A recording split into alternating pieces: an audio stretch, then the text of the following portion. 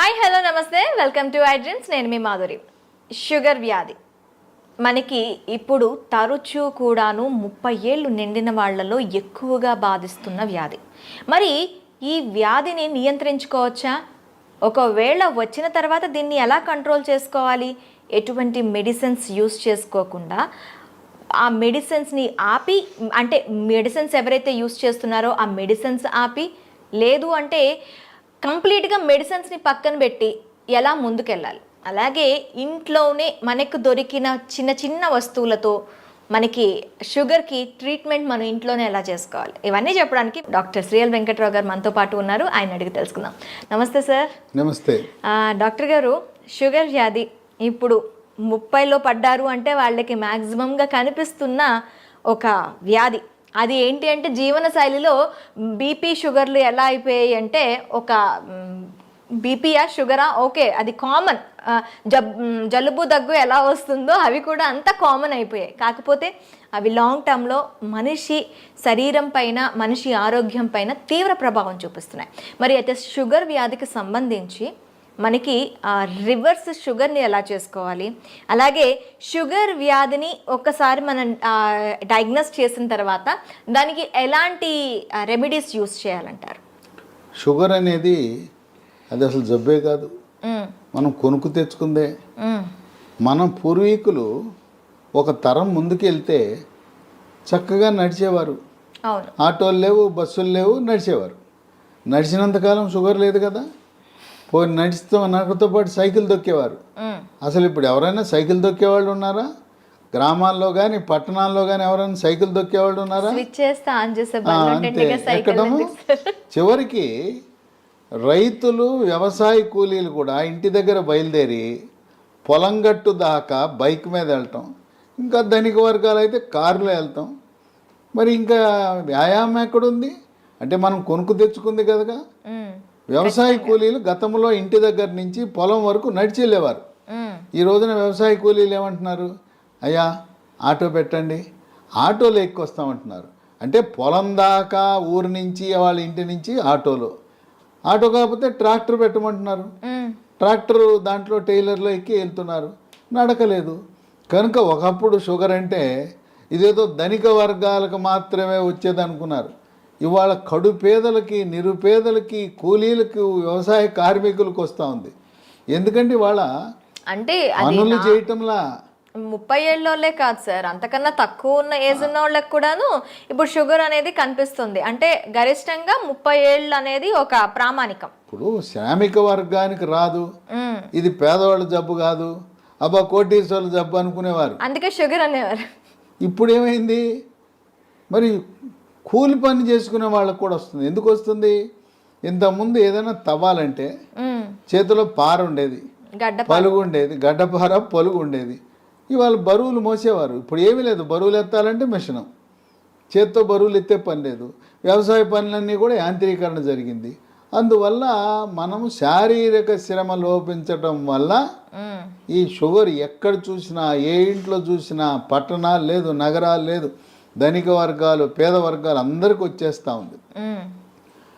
ఈ షుగర్ వ్యాధి బరువు అధికంగా ఉన్న వాళ్ళకి వస్తుంది. ఓకే. కనుక బరువుకి షుగర్కి లింక్ ఉంది. బరువు అధికంగా ఉన్న ప్రతి ఒక్కరూ కూడా థైరాయిడ్ గ్రంథి ఏమైనా సరిగా పనిచేస్తుందా లేదా తెలుసుకోవాలి. కనుక thyroid test T3, T4, TSH అనే పరీక్ష విధిగా చేయించుకుని, థైరాయిడ్ లోపం ఉన్నప్పుడు థైరాయిడ్ ట్యాబ్లెట్లు వాడితే బరువు తగ్గుతారు. అంటే డయాబెటిక్స్ ఉన్న వాళ్ళందరికీ థైరాయిడ్ వచ్చే అవకాశాలు ఉంటాయంటారా సార్? అంటే ఇప్పుడు ఎట్లయితే షుగరు, బీపీ అన్నదమ్ములో బరువు అధికంగా ఎవరైనా ఉన్నా చాలామంది చెప్తారు, నేను గుప్పిడి అన్నమే తింటానండి, ఇంతలా ఉన్నానేంటి అంటారు. గుప్పిడి అన్నము ఇంతలా ఉంటానికి కారణం ఏంటంటే థైరాయిడ్ గ్రంథి సరిగా పనిచేయటం లేదు. ఓకే. కనుక బరువు తగ్గటం అనేది షుగర్ నియంత్రణకు చాలా కీలకము. థైరాయిడ్ చేయించాం, నార్మల్ ఉంది, దాంట్లో సమస్య లేదు. అప్పుడు బరువు తగ్గడానికి ప్రకృతి ప్రసాదించిన మహాబీర విత్తనాలు అని ఉన్నాయి. ఇవి వన తులసి గింజలు. రాత్రిపూట ఒక స్పూను గింజలను గ్లాసు నీళ్ళల్లో నానబెట్టి, రాత్రంతా నానిన తర్వాత ఉదయం పరగడుపున ఈ గింజలు నీళ్లు కలిపి తాగేస్తే చక్కగా బరువు తగ్గుతారు. బరువు తగ్గితే నిదానంగా షుగర్ కూడా తగ్గిపోతుంది. ఓకే. బరువుకి షుగర్కి లింక్ ఉంది. తర్వాత ఈ మధ్య కాలంలో చిన్న పిల్లలకి యుక్త వయసులో కూడా షుగర్ వస్తుంది. దాన్ని టైప్ 1 డయాబెటీస్ అంటారు. ఆ టైప్ 1 డయాబెటీస్ అనేది మందులు లేకుండా దాన్ని నియంత్రించడం కష్టం. ఓకే. చిన్న వయసులో వచ్చే షుగర్ వ్యాధికి ఇన్సులిన్ తప్పదు. అది ఇన్సులిన్ ఆధారిత షుగర్ అంటారు. అయితే అదృష్టవశాత్తు 100 మందికి షుగర్ ఉంటే 90 మందికి ఈ టైప్ 2 డయాబెటీస్ అంటే 40 ఏళ్ళు దాటి బరువు ఎక్కువ ఉన్న వాళ్ళకి వస్తూ ఉంటుంది. ఓకే. ఆ విధంగా బరువు నియంత్రణ ముఖ్యం.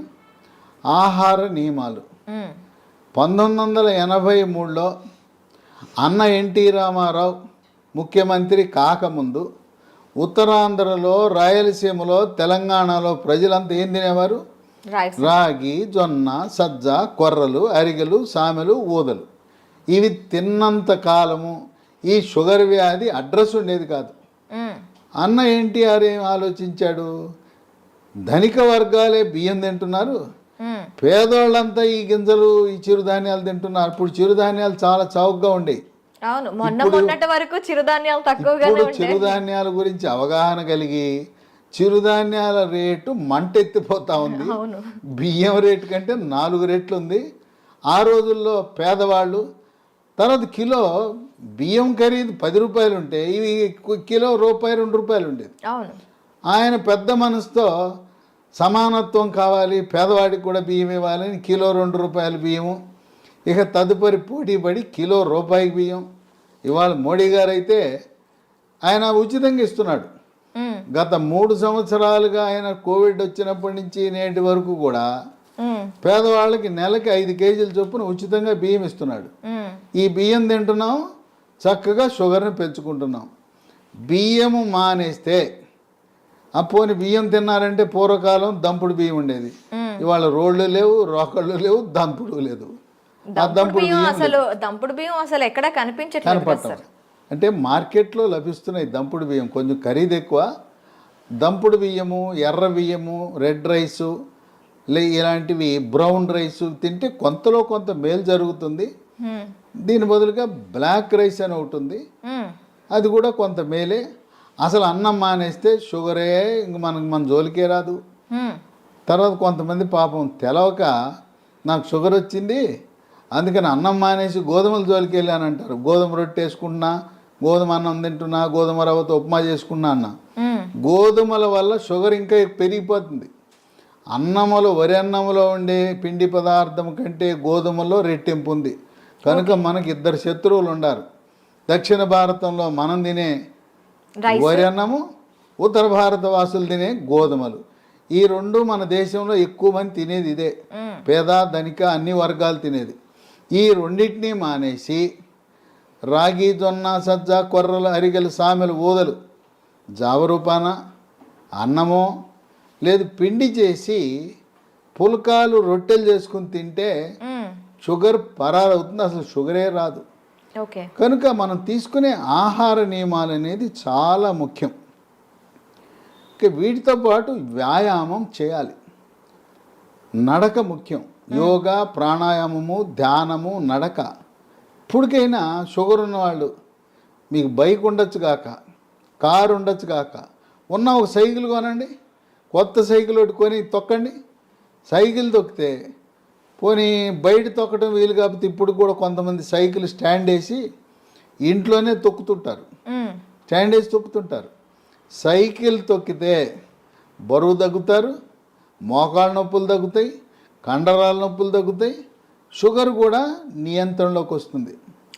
మన ఇంట్లో వాషింగ్ మెషిన్ ఎట్లా ఉంటుందో, బట్టలు ఉతికే మిషన్, టీవీలు ఉంటాయి, గేజర్ ఉంటుంది, అట్టాగే వెయింగ్ మెషిన్ కూడా ఉండాలి. ప్రతిరోజు ఇంట్లో ఉన్న ప్రతి ఒక్కరు కూడా బరువు చూసుకోవాలి. ఇది ఎక్కడా కనపడదు. వాషింగ్ మెషిన్ కొన్నవాళ్ళు వెయింగ్ మెషిన్ ఎంత ఉంటుంది చూడండి. వెయింగ్ మెషిన్తో మరీ ముఖ్యంగా షుగర్ ఉన్నవాళ్ళు వెయింగ్ మెషిన్ తప్పనిసరి. దాంతోపాటు ప్రతిరోజు మన షుగర్ ఎంత ఉందో చూసుకునే చిన్న పెద్ద ఖరీదు ఉండదు, 700 రూపాయలు. గ్లూకోమీటర్ అనే పరికరము, దాంతో చూసుకోవాలి. అట్లాగే షుగర్ నియంత్రణ గత 3 నెలలుగా ఎలా ఉన్నది అని చేసే ఒక పరీక్ష ఉన్నది. దాని పేరు HbA1c పరీక్ష. ఆ పరీక్ష 3 నెలలకు ఒకసారి చేసినప్పుడు 7 కంటే తక్కువ ఉంటే నియంత్రణ బాగున్నది అని అర్థమవుతుంది. ప్రతి మంత్లో కూడా చేస్తారా సార్ ఇది? కాదు, 3 నెలలకు ఒకసారి చేయాలి. ఓకే. ప్రతి నెల అవసరం లేదు, 3 నెలలకు ఒకసారి. మా ఇంటి పక్కనే ల్యాబొరేటరీ ఉందని గ్లూకోమీటర్ కొనటం మాత్రం మానకూడదు. మన ఇంటి పక్కన ల్యాబొరేటరీ ఉంటే HbA1c పరీక్ష చేయించుకోండి. ఈ చిరుధాన్యాల గురించి చెప్పాను. చిరుధాన్యాలతో చేసే బిస్కెట్లు, చాక్లెట్లు అందుబాటులోకి వచ్చినాయి. లీ హెల్త్ అనే కంపెనీ వాళ్ళు మిల్లీ కుక్కీస్ అని బిస్కెట్లు తయారు చేశారు. ఓకే. ఇవి 3 పూట్ల 3 తినచ్చు. ఈ బిస్కెట్లు తింటే షుగర్ పెరగదు. అట్లాగే చాక్లెట్ రూపాన మిల్లీ న్యూట్రీ బార్ అని, ఇవి తయారు చేసేది కేంద్ర ప్రభుత్వ అధీనంలో ఉండే సంస్థ, మార్కెటింగ్ చేసేది లీ హెల్త్ అనే కంపెనీ. ఓకే. ఇవి కూడా షుగర్ ఉన్న వాళ్ళు తినటం చాలా మేలు జరుగుతుంది. ఇవి కావాల్సిన వాళ్ళకి ఒక నంబర్ ఇస్తాను, వాళ్ళకి ఫోన్ చేయండి. 9502897374. ఓకే. 9502897374. ఓకే. కనుక ఈ చిరుధాన్యాలు ఈరోజు మనకు చాలా కీలక పాత్ర పోషిస్తున్నాయి. చిరుధాన్యాలు నమ్ముకోండి.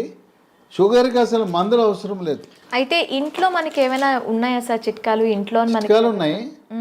మీకు ఎవరైనా మీకు కొన్ని లక్షణాలు కనపడినప్పుడు ఒంటి మీద నల్లటి రంగు, మెడ ముందు బాగా నల్లగా అవుతుంది, లేదా కంటి మీద రెప్పల మీద కురుపులు, మూత్రంలో చీమకణాలు, మహిళలకైతే తరచుగా వైట్ డిశ్చార్జ్ తెలిపోవటం, ఇలాంటి లక్షణాలు కనపడి షుగర్ పరీక్ష ఏమి తినకుండా చేయించినప్పుడు షుగర్ మొట్టమొదటిసారిగా బయటపడితే మీరేమి నిరాశ నిస్పృహకు గురవద్దు. అసలు ముందు డాక్టర్ రాసేస్తాడు, పేజీ నిండా రాసేస్తాడు మందులు, రాంచుకోండి.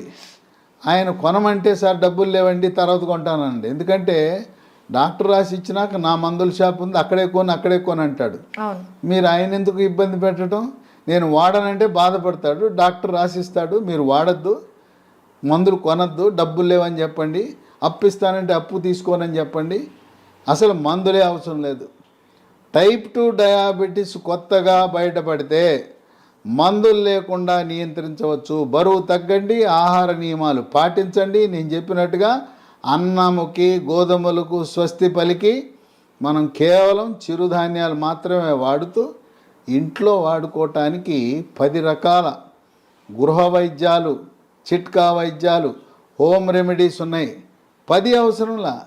మీకు నచ్చినవి మెచ్చినవి 1, 2, 3 చూసుకోండి. మీకు ఏది బాగుంటే వాడండి. బ్రహ్మాండంగా ట్యాబ్లెట్లు లేకుండా, ఇన్సులిన్ లేకుండా 100కి 100 పాళ్ళు షుగర్ నియంత్రణ అవుతుంది. అంతేకాదు మాకు తెలవకుండా పిచ్చాళ్ళలాగా మేము మొదలెట్టేసామండి, డాక్టర్ గారు రాసి ఇచ్చాడు, గత 3 ఏళ్ళగా 4 ఏళ్ళగా మేము వాడుతున్నామంటే 5 సంవత్సరాలుగా ట్యాబ్లెట్ వాడుతున్న వాళ్ళకు కూడా షుగర్ని రివర్స్ చేయొచ్చు. రివర్స్ డయాబెటీస్ని రివర్స్ చేయొచ్చు. ఇది వైద్య పరిశోధనలో నిర్ధారించడం జరిగింది. ఇక 15-20 ఏళ్ళు ఉంటే డోస్ తగ్గించవచ్చు, ట్యాబ్లెట్ల డోస్ తగ్గించవచ్చు, ఇన్సులిన్ డోస్ తగ్గించవచ్చు, కానీ పూర్తిగా మానలేం. గృహ వైద్యాలు 10 ఉన్నాయి. మొట్టమొదటిది తమలపాకు. పొద్దున ఒక 2 తమలపాకులు, రాత్రి ఒక తమలపాకులు ఉట్టిది నవలాలి, దాంట్లో ఏం వేసుకోకూడదు. ఇక 2 మెంతిపొడి. ఉదయం 1 స్పూన్ మెంతిపొడి, రాత్రి 1 స్పూన్ మెంతిపొడి నీళ్ళలో కలుపుకొని తాగాలి. ఇక మెంతులు రాత్రిపూట నానబెట్టి నానిన మెంతులను నవిలేస్తూ ఆ నీళ్ళను కూడా తాగుతారు కొంతమంది. ఇదే కాకుండా మెంతులు 250 గ్రాములు, వాము 100 గ్రాములు, నల్ల జీలకర్ర 50 గ్రాములు. ఈ 3టిని విడివిడిగా దోరగా వేయించి చల్లారిన తర్వాత 3టిని కలిపి మిక్సీలో వేయాలి. పొడిని ఒక సీసాలో పెట్టుకుని ఉదయం 1 స్పూను, రాత్రి 1 స్పూను, అంటే దీంట్లో వేయవలసింది మెంతులు 250 గ్రాములు, వాము 100, జీలకర్ర మామూలు జీలకర్ర కాదు, నల్ల జీలకర్ర 50 వాడితే కొంచెం చేదు ఉంటుంది కానీ బ్రహ్మాండంగా పనిచేస్తుంది. కేవలం మెంతిపొడే కాకుండా ఈ 3 కలిపితే ఇక ఏ ట్యాబ్లెట్ అవసరమే ఉండదు. ఓకే. ఇక 3 ఇన్సులిన్ మొక్కలు దొరుకుతాయి. ఉదయం 1 కానీ 2 కానీ మీ అవసరాన్ని బట్టి గ్లూకోమీటర్ పరీక్షను బట్టి ఉదయం 1, 2 ఆకులు, రాత్రి 2 ఆకులు నవిలేయటమే.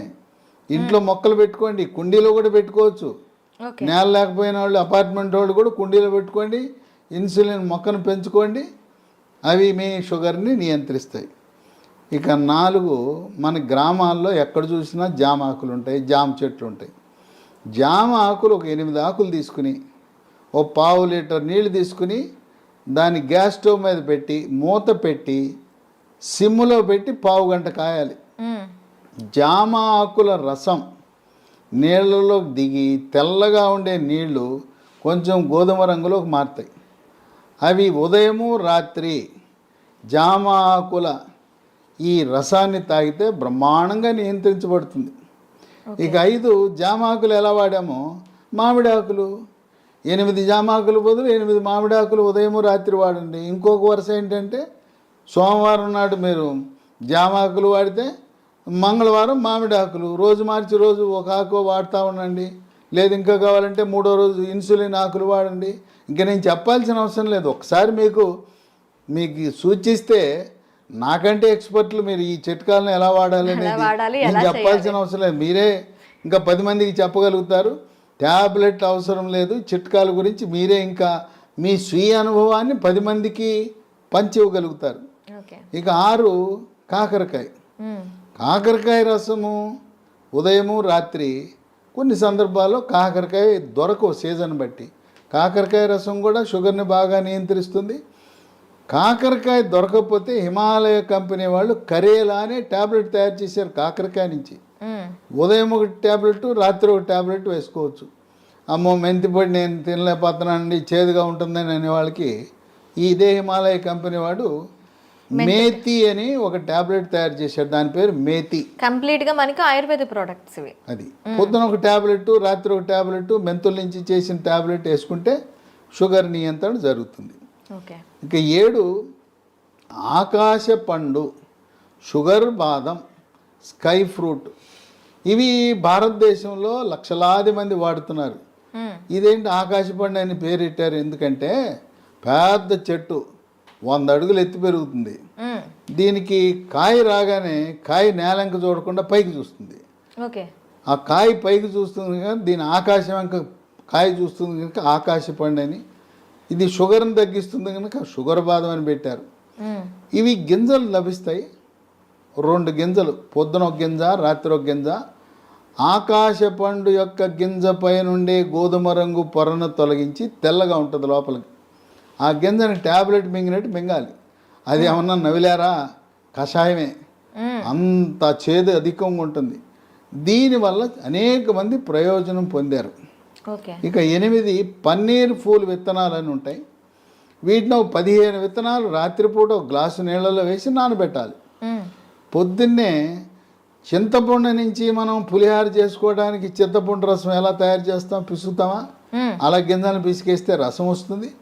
రసం వచ్చిన తర్వాత వడపోసి ఆ నీళ్లు తాగితే బ్రహ్మాండంగా పన్నీర్ పూలు ఈ రసంతో కూడా షుగర్ నియంత్రణ బాగా జరుగుతుంది. 9 పనస పొడి. దోరగా పండింది.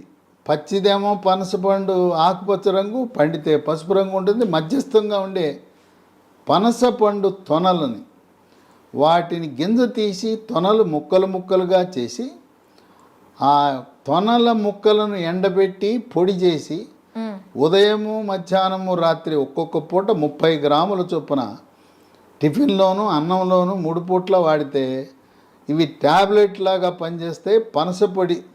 మాకు ఈ ఓపిక లేదండి, పనసకాయలు తెచ్చుకోలేము, ఎండబెట్టుకోలేమనే ఒకరికి అమెజాన్లో ఇది దొరుకుతుంది. దీన్ని జాక్ ఫ్రూట్ అంటారు. జాక్ ఫ్రూట్ 365 అనే బ్రాండ్తో పనస పొడి లభిస్తుంది. అది కొని వాడుకోవచ్చు. ఇక 10 వేప చెట్లు ఎక్కడ పడితే అక్కడ ఉంటాయి. వేప ఆకులు వాటిని ఆకు నుంచి బెరడు నుంచి వేరు వరకు కూడా మంచి ఔషధం. వేప ఆకుల వినియోగం ఉదయము రాత్రి వేప ఆకులు నవిలేస్తే, అంటే ఇక్కడ మనం ఒకటి గమనించాలి. షుగర్ తీగా ఉంటుంది కదా, తీయటి జబ్బు మనకు వచ్చింది, మనం విరుగుడు ఏమేస్తున్నాం, చేదేస్తాం. తీయదానికి, తీయని జబ్బుకి చేదు మందులు వేస్తున్నాం, చేదు చిట్కాలు వాడుతున్నాం. చూడండి, అన్నీ కూడా ఏది చూసినా చేదు కషం. అదేమో షుగర్ జబ్బు, షుగర్ని తీపిని చేదుతో విరుగుడు విధంగా మనం చేస్తున్నాం. కనుక షుగరు వచ్చిందని ఏమీ దిగులు పడద్దు. మీ యొక్క వైవాహిక జీవితానికి కానీ పిల్లలు పుట్టడానికి కానీ ఎటువంటి ఇబ్బంది ఉండదు. కొంతమందికి ఒక అనుమానం ఉంటుంది, అమ్మాయికి చిన్న వయసులోనే షుగర్ వచ్చిందంట, పెళ్లి చేసుకుంటే నా వారసులు పుడతారో లేదో అని అనుమానం ఉంటుంది. చిన్న వయసులో టైప్ 1 డయాబెటీస్ వచ్చిన మగవా పిల్లలు కానీ ఆడపిల్లలను కానీ ఎటువంటి సంకోచము లేకుండా వివాహం చేసుకోవచ్చు. ఓకే. సంసార జీవితానికి కానీ పిల్లలు పుట్టడానికి కానీ ఎటువంటి ఆటంకము కాదు. చిన్న వయసులో ఉంటే ఇన్సులిన్ కావాలి, పెద్ద వయసులో బయటపడితే మన ఆహార నియమాలు, గృహ వైద్యాలు, బరువు తగ్గటము, వీటితో సంపూర్ణంగా నియంత్రించవచ్చు. ఈ వీడియోని 10 మందికి షేర్ చేయండి. ఈ సమాచారం మీలోనే దాచుకోకుండా మీ సోషల్ మీడియా ద్వారా, మీ వాట్సాప్ ద్వారా, మీ స్నేహితులకు, బంధువులకి, తెలిసిన వాళ్ళందరికీ కూడా దీన్ని షేర్ చేసి దీన్ని పంపించి అందరూ దీనివల్ల ప్రయోజనం పొందేలా ఒక సందేశం వెళ్ళాలి. షుగర్ వ్యాధి ఉంటే దిగులు చెందవద్దు, షుగర్ వ్యాధిని చేదు వస్తువులతో మనం తిప్పి కొట్టచ్చు అనే సందేశం సమర్థవంతంగా మనం ప్రచారం చేద్దాం. Okay sir, thank you very much. చూసారు కదా, ప్రతి ఇంట్లో కూడా షుగర్ బారిన పడి బాధపడుతున్న వాళ్ళు చాలామంది ఉంటారు. వాళ్ళందరికీ కూడాను ఈ సమాచారం అనేది ఖచ్చితంగా అందాలని ఐ డ్రీమ్ తరపున కోరుకుంటున్నాం. మరొక అంశంతో మీ ముందుకు వస్తాం. Stay with us.